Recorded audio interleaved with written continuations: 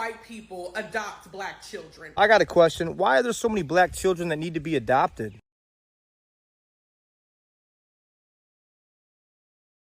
Welcome to our podcast. Once again, I'm your host, Hawa Zabel. I'm Famata Warfield. Today's topic is based on something that we've been talking about for the longest when it comes to white people adopting black children.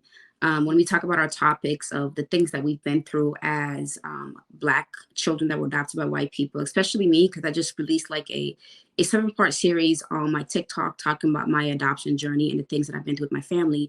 And a lot of the things that I hear from black people, although they were being like very supportive, which I really, really appreciated, it kept coming up is, why do white people adopt black children if they're going to treat them like this? Like, why would you guys adopt black children? Like, it's almost kind of coming off as like, don't adopt black children, which I don't agree with. And I know Howard does not necessarily agree with. And I feel like this topic needs to be talked about, not only to educate the black community further and also educate white people as well. And just the adoption community in general, and talking about, okay, you can't just say don't adopt, because there are children that actually do need homes, loving homes. And that's why we created this channel, to create a bridge between the adopted parent and the adoptee, to create that bridge and having a better experience between the two groups. And so in that way we don't have so many issues like I had in my adoption journey. And throughout this topic, we're going to be pulling up some actual facts and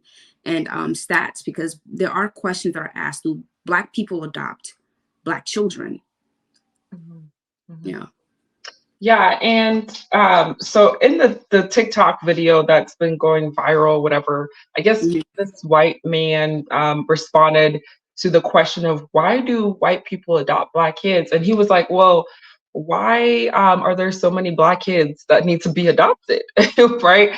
And so it kind of sparked some curiosity with us, because we're like, that's a great question. Because a lot of times we like to give so much heat on white people. You come onto our channel and we talk about, the racism that is involved in adoption, and we give a lot of heat to white people. So one thing I'll say before I start is this topic today, I'll say, white people, y'all can relax and just, sit and listen.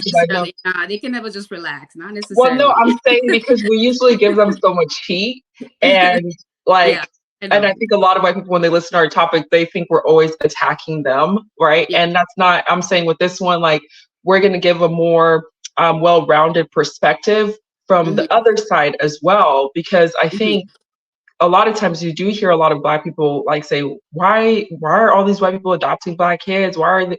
Well, at the end of the day, we thought about it and we're like, well, it's kind of sparks some questions like, why are there so many black kids that need to be adopted, right? And why do black people not adopt as much and as often, as high of a rate as white people like to adopt? And then, why, so I think those are like two questions that were really playing in our heads. And this guy really sparked some interest, at least for me personally. And I was like, that's a great question, because most kids that I know that are adopted, they are adopted by white parents. And so we did dig in and look at some of the numbers. And I know like Emily has a lot to say about this, and I have a lot to say as well, but we wanted to first start with the numbers based on the research that we saw. And hopefully it can give a little bit more perspective on the current situation we have when it comes to like black kids that need to be adopted, and why, why maybe they're not getting adopted, and why, it's such a high rate with white parents. So just to start off, I have my notes, so I'm going to be looking at the computer, because I wanted to make sure this was accurate information, because I know people are going to try to come at us in the comment section. But so the first that we thought was kind of interesting, just overall, here's numbers. Of 400,000 children staying in foster care, more than 25% won't return to their families and wait to be adopted. Those children include a huge number of African American children, more children with an age of 6+ years, and more males than females. So this is from adoptionnetwork.com. So they have all these statistics about adoption. And so from this, what I saw, like when I heard this, you know, you have a large amount of kids that need to be adopted. And they're saying that more than 25% won't return to their families and wait to be adopted. So they're just like, this is foster care, not private adoption. So they're just staying in the foster system. And a large sum of it is African-American children. You know what I mean?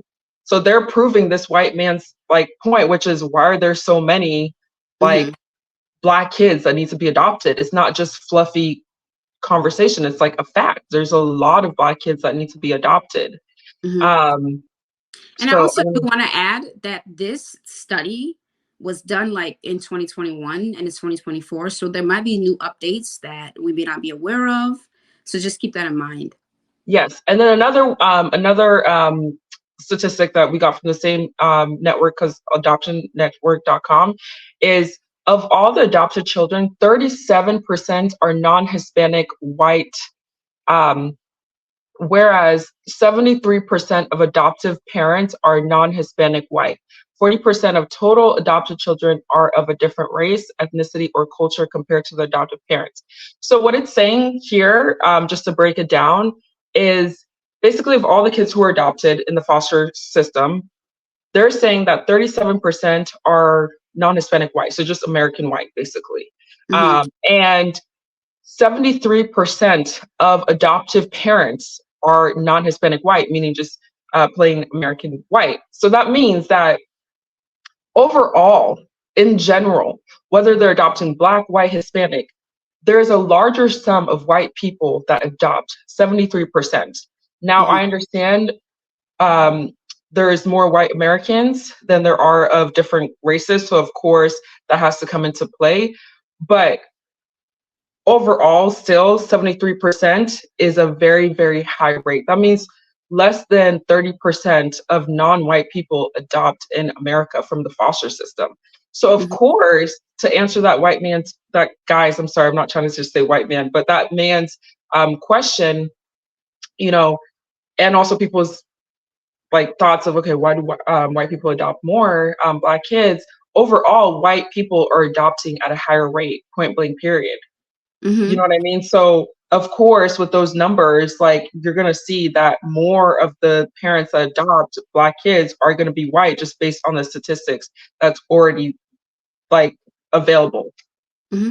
And with all of some of these statistics, like some of the things I was talking with Hawa was that when it comes to we're talking about the topic of Black people adopting, white people adopting, Black people adopt, but they don't necessarily always go through the channels. So let's keep that in perspective as well. But we're just going to talk based off of the numbers that we see, the legitimate numbers themselves. But I just want to add that in there because there are, you know, Black people who take in people who don't necessarily go through the proper channels. Usually it's family though. Usually it's family that they're adopting. Friends, like they're not usually adopting some stranger off the street. Like sometimes that happens, of course. But I think that there's a higher rate. I haven't done the actual research to know the specific numbers, but I believe there's a higher rate of Black people specifically, I don't know about Hispanic culture or Asian, that adopt maybe if like from family member to family member, if they know, like I know grandmas a lot of times are taking care of the kids, and sometimes it's not even, like she said, it's not legal. It's just like the parents just drop the kids off at the grandma's house.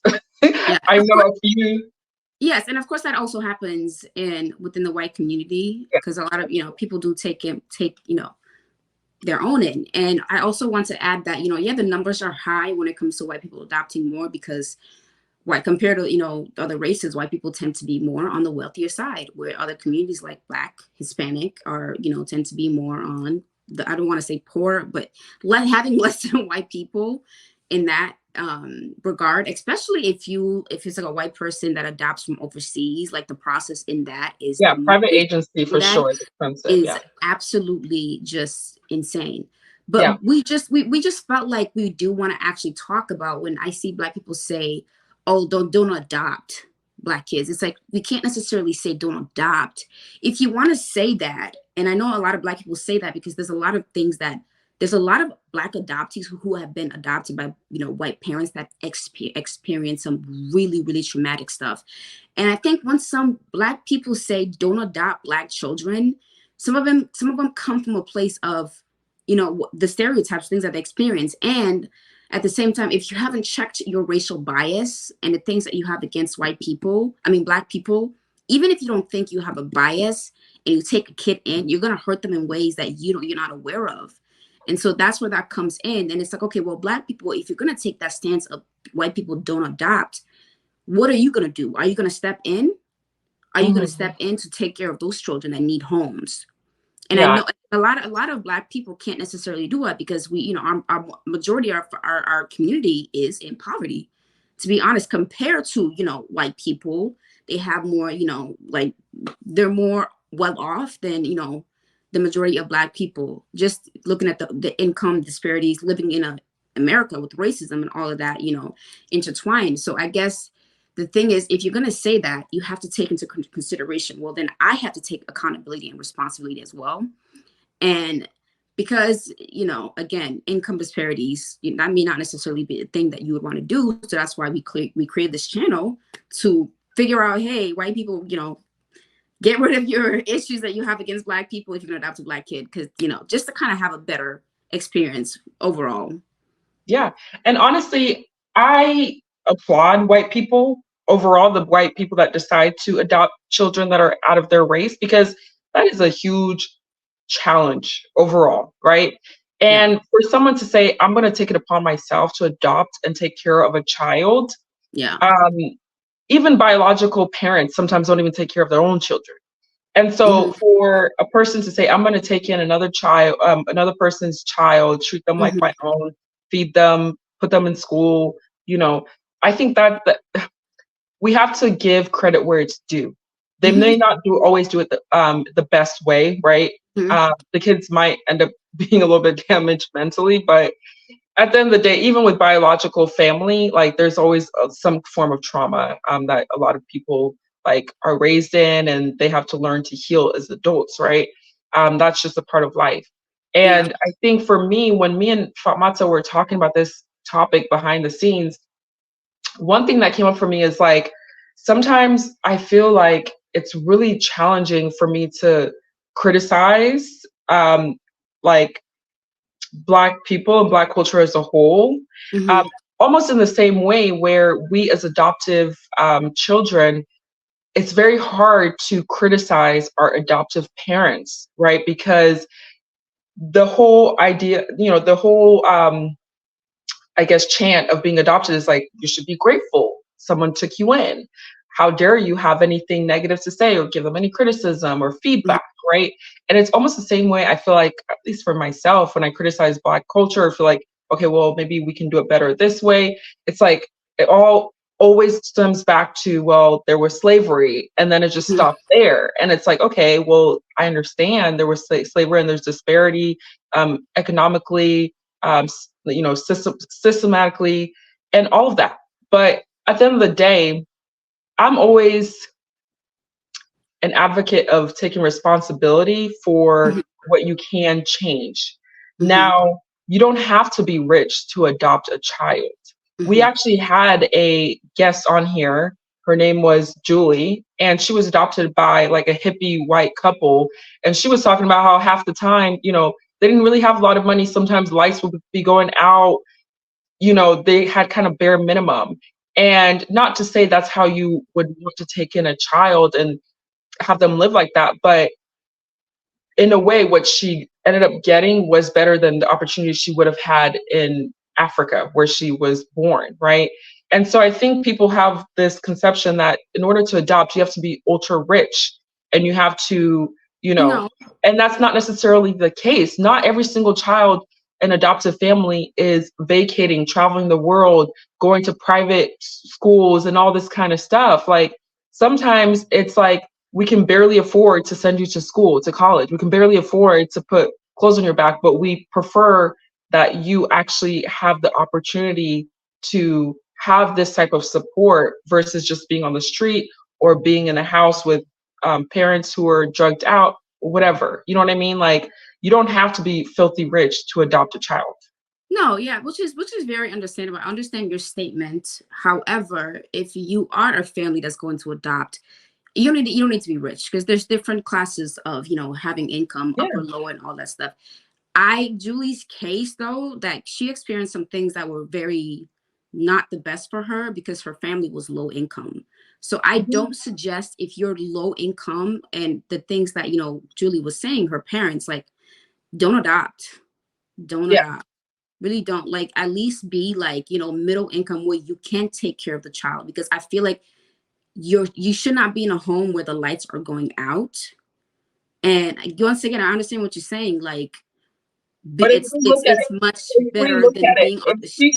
But I just feel like, she was in Africa. The lights would be. I get that. The lights would be going out every single day. I'm not saying, I get that. But two things can be true at once. I completely understand what you're saying. I just feel like you have to have some type of income where the lights won't be going out, because that doesn't make sense, because there's still poverty. You're taking kid out of poverty. Yeah, the poverty is a little better, but that's still poverty. You know what I mean?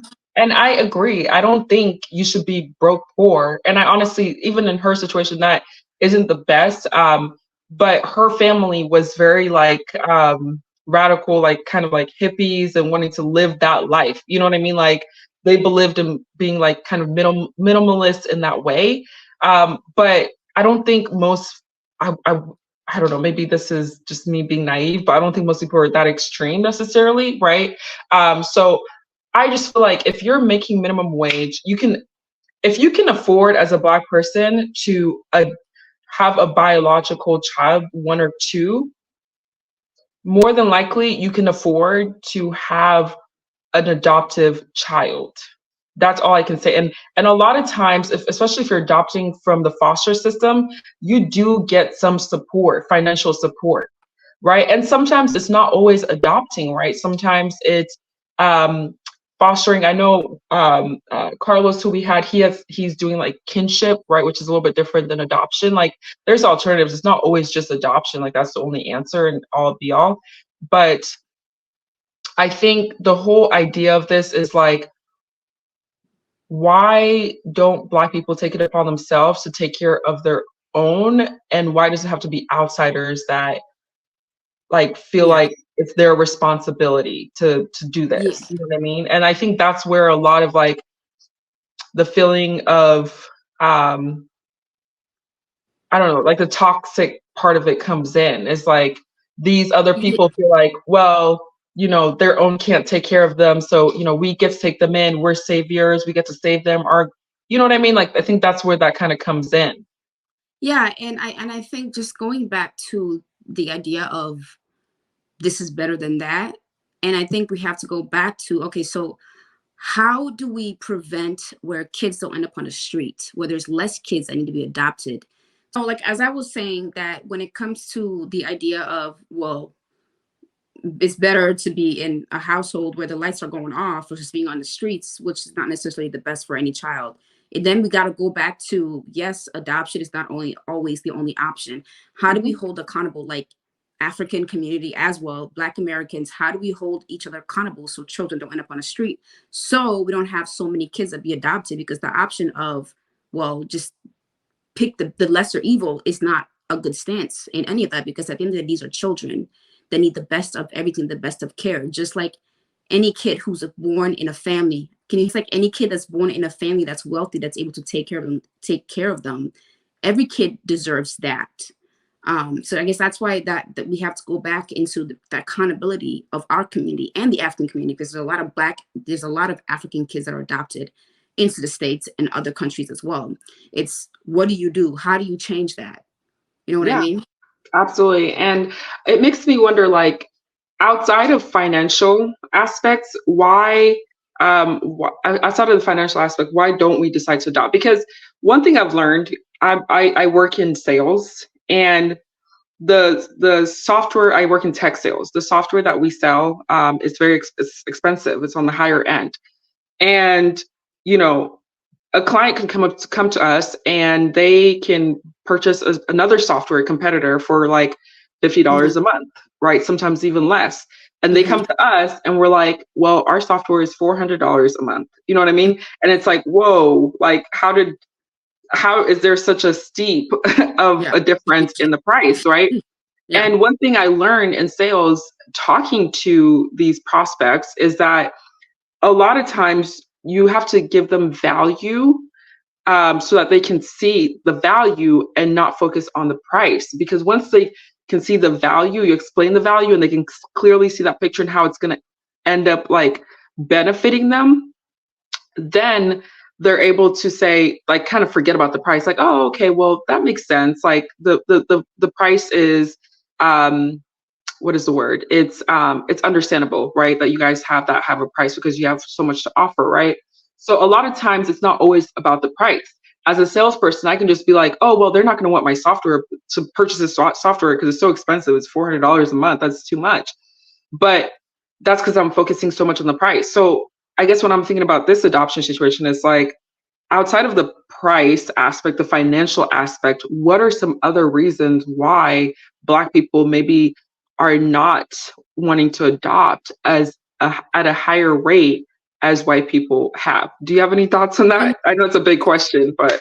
And to me, I think part of it, because there's already so much going on in the Black community, like there's so many things that we have to fix and do. And there's so many things that, other people have on their plate. And some of them just don't necessarily, want to take in a kid. Some people just don't want to have children, so it's so many different things that play into people not wanting to adopt and all of that. And again, I think a lot of, Black people take in people without necessarily, going through the right channels of adoption, of taking it. Because my husband, he had a brother who wasn't blood that they grew up together, and because they took him in, which is an adoption, but it wasn't like,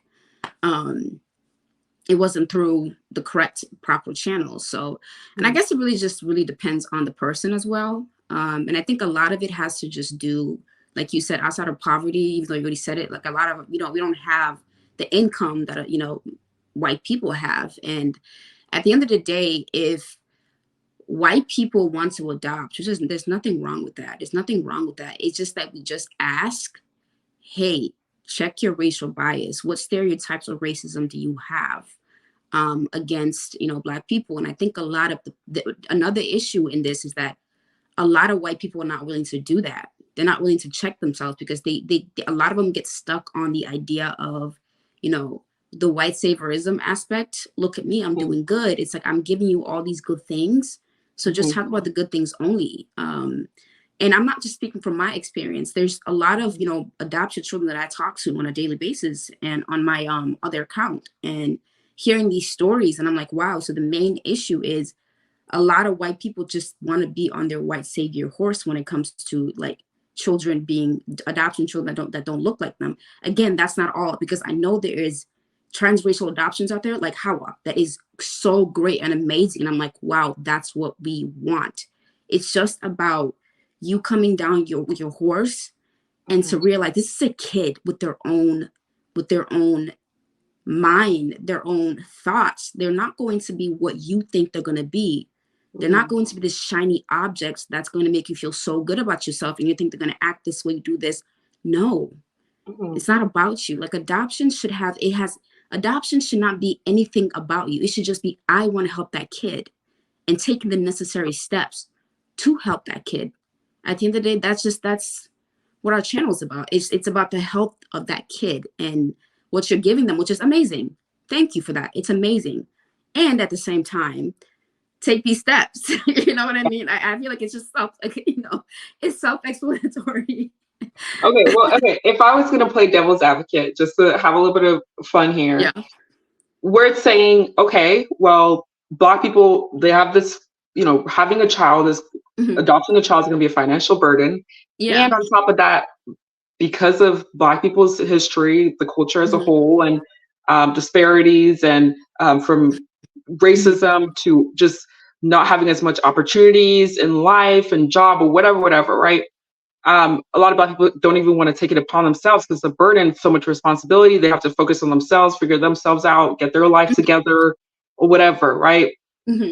And so they don't even have time or the emotional bandwidth or mental bandwidth to be able to raise an adoptive child from another parent or family, right?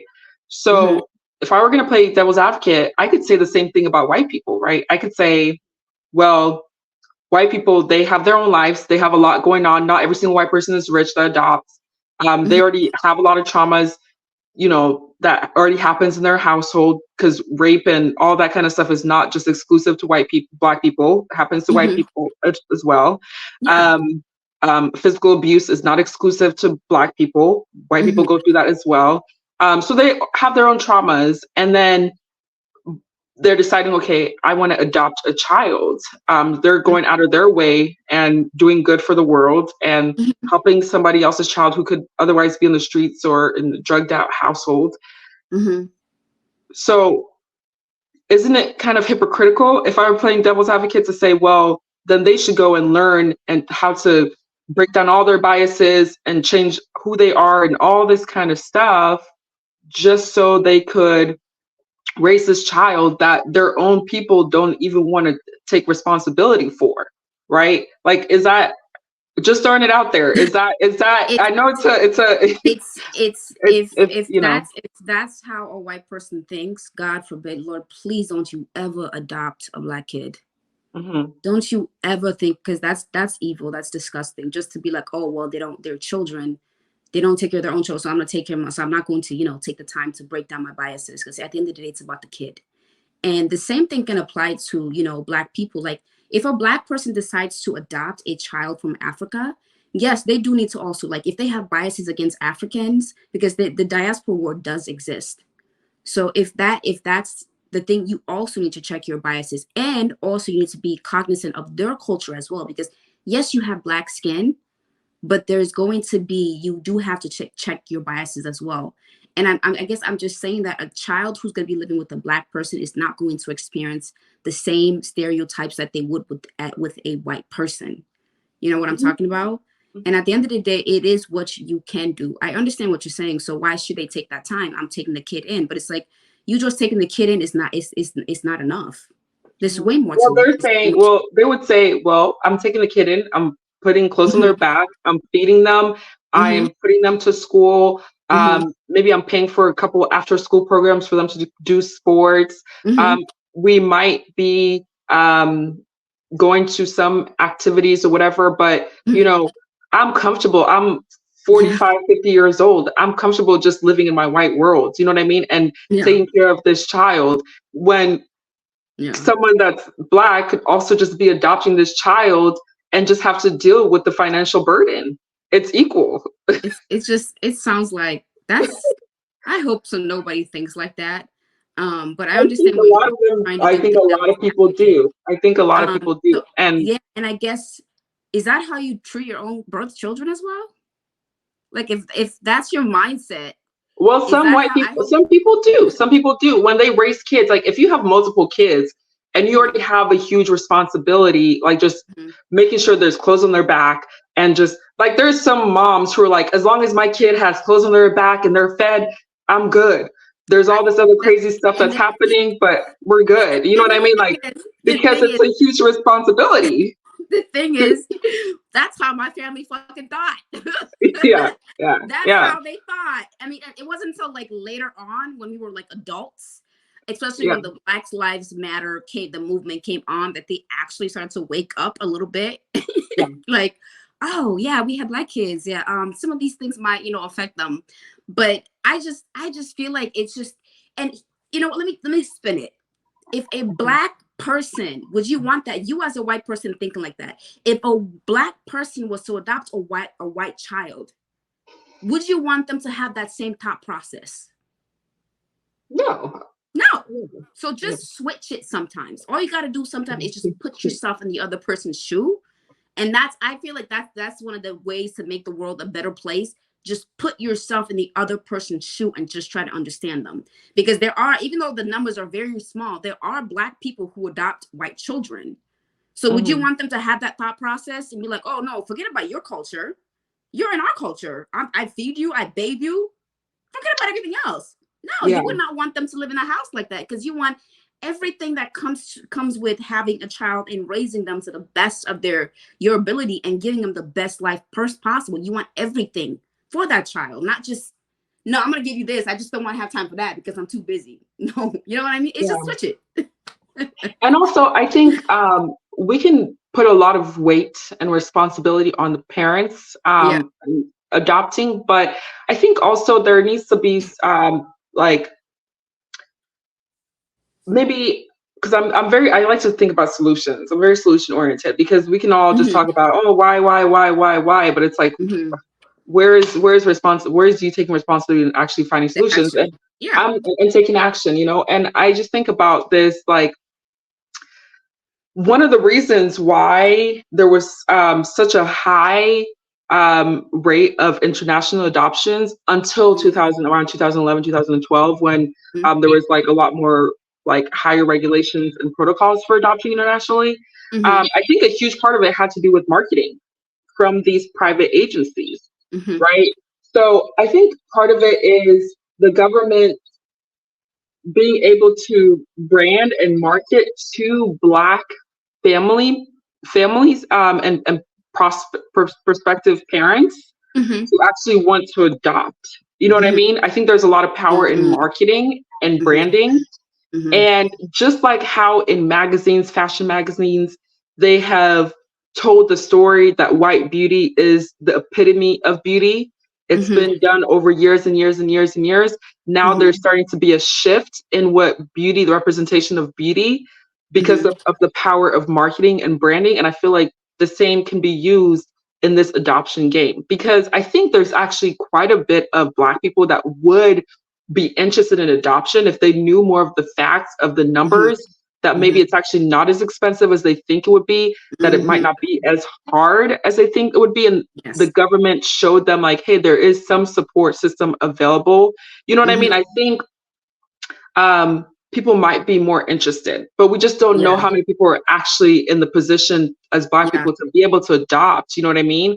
And so that's actually something I would be interested to learn more about and do more research about, because what type of propaganda and marketing is being used towards white parents to adopt versus Black parents, you know, Black prospective parents. Yeah, you're so right. Definitely marketing it off to white people way more.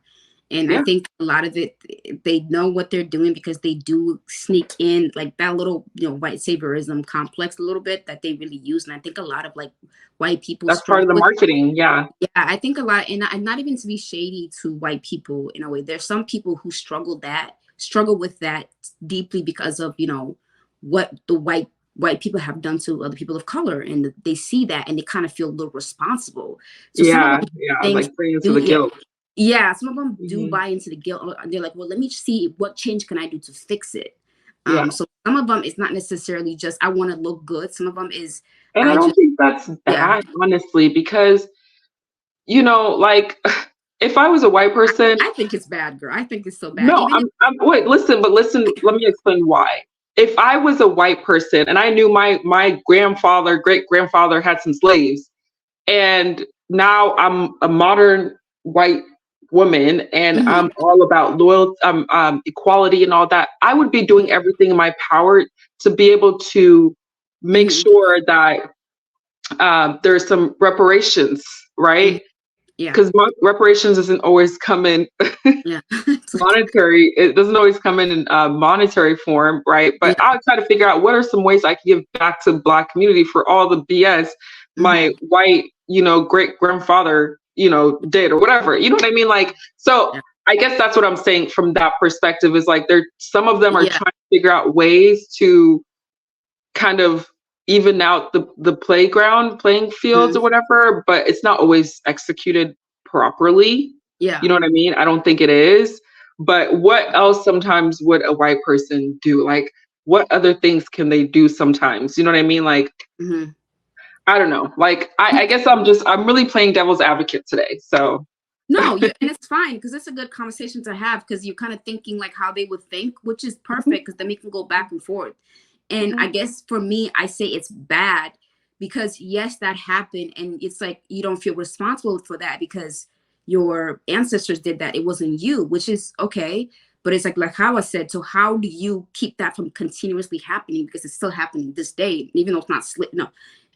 I don't even want to get into like slavery, all of that stuff still existing and all of that stuff. But I say it's bad because your reason to adopt a kid should not be based off of, a guilt. Yeah. You should heal from whatever it is that you are going through before adopting a kid. It should not be like that, because what's going to happen again, you are going to neglect that kid. You're going to focus on that guilt, which is not healthy for you or the kid. So it should just be, I see a child and I want to give them a better life, and I want to love this child. I want to take them in and give them, that's it. Not based on any type of like saviorism in if that makes sense, because that is kind of saving a child in a way. I get that, but don't internalize that saviorism in you and let that affect you and drive you forward. Yeah. If that makes sense. No, it does. It definitely makes sense. And actually, I think it would be a really good topic maybe next time or a different time to talk about what are the alternatives to adoption for people who do want to help and who do want to give back, because there are people who genuinely do want to help and they're just not educated enough. Yeah. And so looking at what the different options they have, because again, it is a huge responsibility to take on a child and adopt them. And sometimes that's not always the right solution for every single child. You know what I mean? Yeah. But I think this has been a really great conversation. I just wanted to like show both sides and perspectives, because at the end of the day, we can't sit here and just complain about white people adopting Black kids and yada, yada, yada, yada. But then we also have to look internally to our own group of why we're not taking it upon ourselves to adopt our own. You know what I mean? Like why do so many Black kids be adopted? And why do so many like Black kids have to be? And usually Black kids are the ones that ended up staying in the foster system for a longer extended period of time. Just one more number, on average, over 60% of children spend 2 to 5 years in foster care before being adopted. Almost 20% will spend 5 or more years in foster care. And I think majority of those kids are going to be Black kids, to be honest with you. So if it has to be a white person coming in and saving this child and bringing them in a house, you know what I mean? And instead of them staying in the foster system for maybe 5 years, because I was in an orphanage for 3 years, and I felt like that was an eternity. The amount of abuse I went through, the amount of neglect I went through. Not saying it doesn't happen in adoptions, right? We're not being black and white here, but I'm just saying, like, these kids are in these like abusive environments. You know what I mean? Like, speaking to Carlos, just hearing some of the things he went through, I was like, oh my God, that's like back to back to back to back to back. That's just, how can someone even have a high esteem and hopeful and be happy? And, you know, so he's really an exception to me, the way that he's working and doing everything he's doing. So, yeah, I just feel like if with proper education, I think I'm okay with white people adopting at the end of the day. But I also want more Black people to also, you know, get to a point where they're learning more and educating themselves more about adoption, potentially wanting to adopt, because not every single Black woman wants to have biological babies. You know what I mean? Like, so. Yeah. No, I completely get it. And to finish off the stats that you were reading off, it even says that some children will never find an adoptive family.